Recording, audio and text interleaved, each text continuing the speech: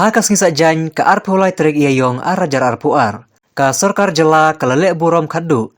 Ya kamet barangsa jong menteri rangba barim ka jela. Uba jadi rembai, ubalong ru ulampang barim jong kaying norbar toain ka jela.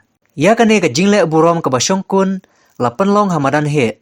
Hakas nong put muri shilong, hakabala sak hilang da usembut menteri rangba ka jela, uba prestun tensong, ki menteri sorkar, ki MLA, MDC, ki he officer jong ka sorkar jela, ki pulit officer, i kurim jong uba jadi rembai, i kong pegi mon patau, lembat ki khun kikti, ki bahaya sem, bat ki rupai ba.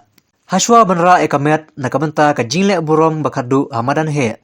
Ki pastor jong ka belang presbyterian, kina pelong shuai ka jingduai, nakabenta ka jingjak thaj bom jukut, jong ka mensim uba jadi rembai. Ha kane ka jingle burom da ka sorkar jela, lale eka salami da ka tanat pulit, ha kabala siat kuli syasuny benang, hadu laisin kenti.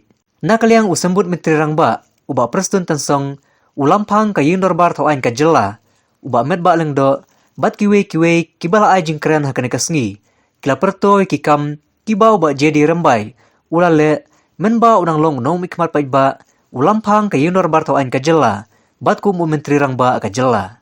Kakong isa wanda lalu, kabadai ka deputy commissioner jong ka East Khasi Hills, kalashim ka benta ban pule, ya ka karwo sengulem, namar ka jingbom la ban poi u menteri rangba ka jela, u konrat ke sangma.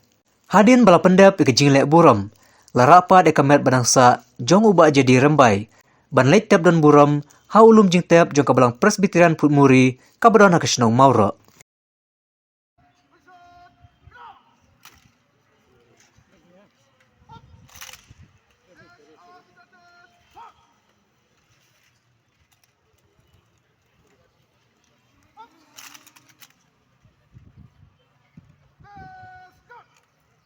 Ya,